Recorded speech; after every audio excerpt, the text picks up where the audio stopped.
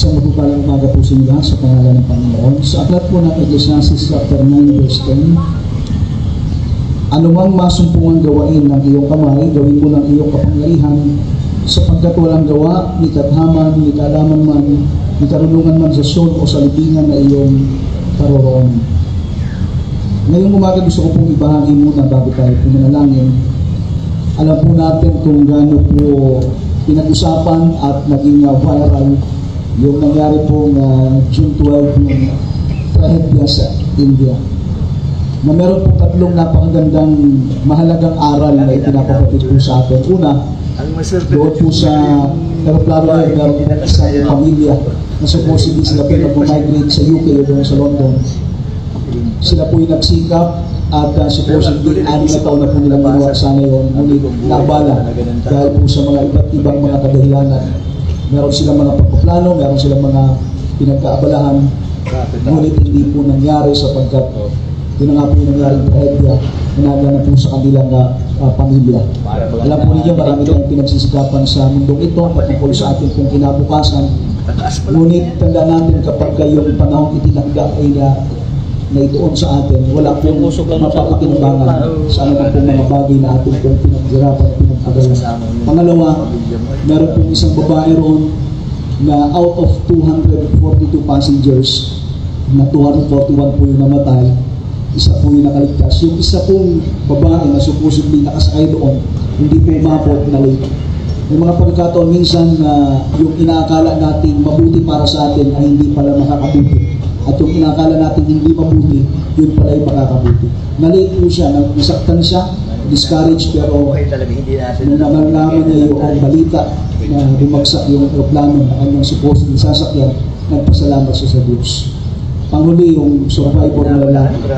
Tanda natin, nandyan po yung proteksyon ng Panginoon. Kapag hindi pa natin oras, hindi pa pinutulog ng Panginoon, meron pa tayong misyon. So ang message, anumang masumpungan na gawain na kamay, gawin po natin ang kalakasan. Sapagkat sa panahon na dumating yung punto na ipinutulog na sa taas yung ating pong buhay na dulang, wala po tayo magagawa. Kaya sa bawat araw, pagsikapan po natin gawin kung ano po yung mabuti, kung ano po yung pinakamainam. Ngayong umaga, magpapasimula po tayo ng lahat ng uri ng paglilingkod sa kanya-kanyang departamento. Let us give our best for the Lord to glorify Him at makapaglingkod tayo ng alay sa Diyos at alay sa bayan. Tayo po'y manalangin.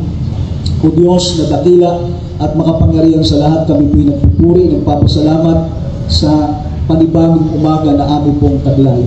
Salamat po Diyos sa buhay at kalakasan, Panginoon, sapagkat Ikaw ang Diyos na nagbibigay sa amin ng pag-ingat ng proteksyon upang kami piligtas na makarating, Panginoon, dito sa Kapitolyo.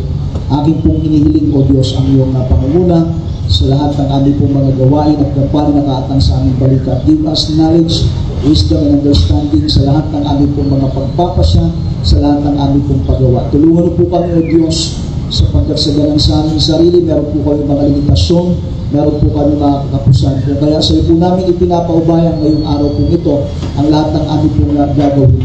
Ano man din po, Diyos, ang nasumpungan mo sa aming puso, sa aming isipan, ng mga pagkakamali o pagkakansala, patawarin mo po kami, Panginoon, at nais po namin simulan ang aming buong maghapon, ang buong umagang ito, na meron po maayos na puso at isipan upang kami ay meron pong direksyon sa lahat ng aming pong gagawin.